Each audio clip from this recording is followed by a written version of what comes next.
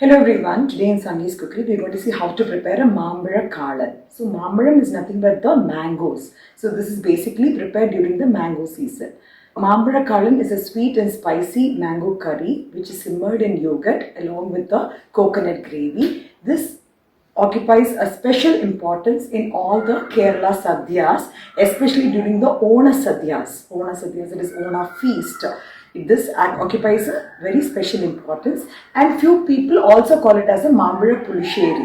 So you can ask either for a Mambazha Kalan or a Mambazha Pulisseri if you go to Kerala, and it tastes simply great. You will definitely have to try this recipe to understand the taste. So before going to the procedure as to how to prepare the Mambazha Kalan, if you are watching my video for the first time, I would request you all to subscribe to my channel and also click on the bell icon for further interesting recipes and notifications. Today I have taken a Malgoa mango, which is actually nice big in shape, like it's about equivalent to 3 to 4 small mangoes, or you can take any 3 to 4 small mangoes as well. You can add a little bit of turmeric powder and salt, and you can pressure cook this for about 3 whistles. So I have actually pressure cooked this and I have kept it. 1 liter of the buttermilk, which is actually sour. So what I have done is I have put that in the mixie jar and I have actually churned it well. 1/2 of a big coconut. So in this recipe, coconut plays a very important role. I have actually grated it. You can even cut it into small pieces and grind it in mixie jar.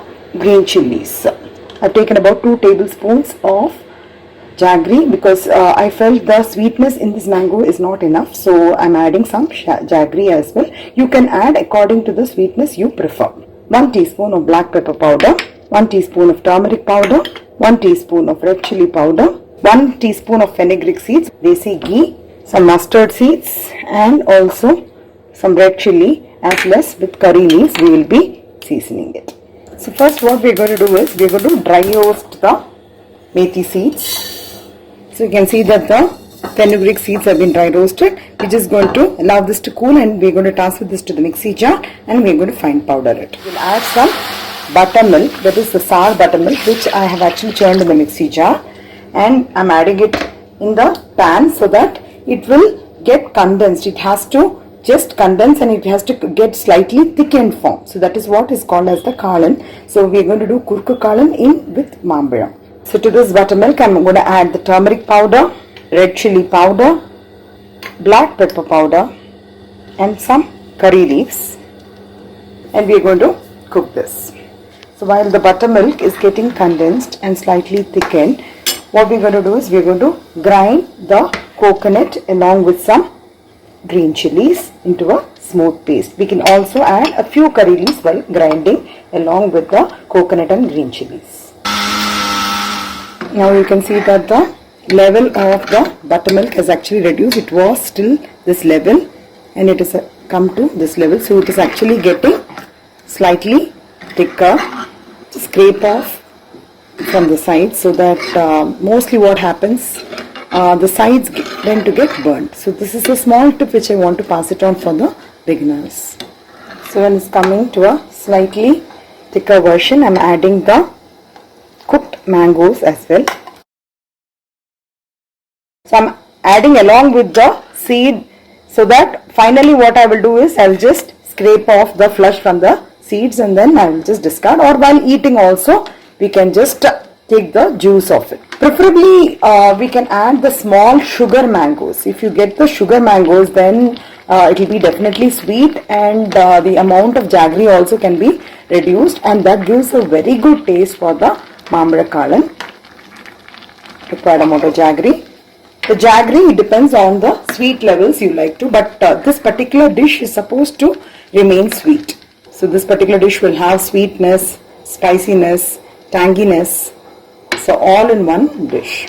I am also adding the ground paste of the coconut and the green chillies. We will add a little bit of water in the mixie jar and I will just adjust the consistency.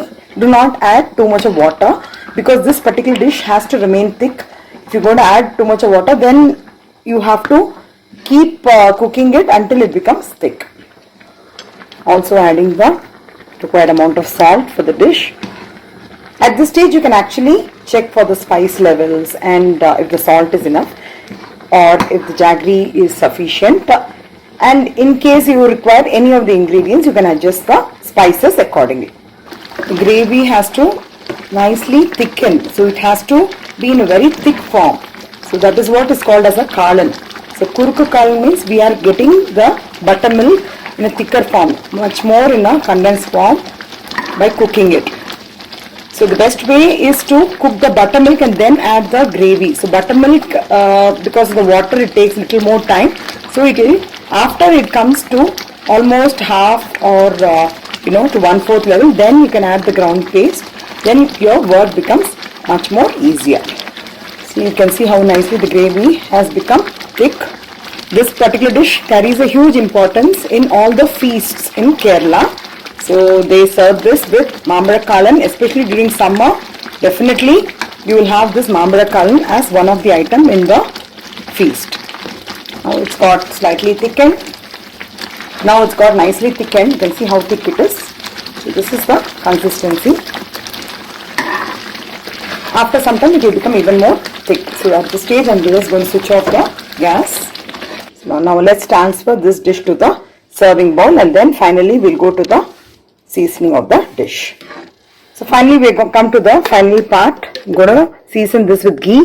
So ghee gives a added flavor for the kalan if you season it. I'm adding around 3 to 4 teaspoons of ghee. So I'm adding the mustard seeds. So once the mustard seeds begin to splutter, I'm adding the red chillies, the fresh curry leaf. Now we also have the fried methi seeds, which is powdered and kept. I'm adding that as well.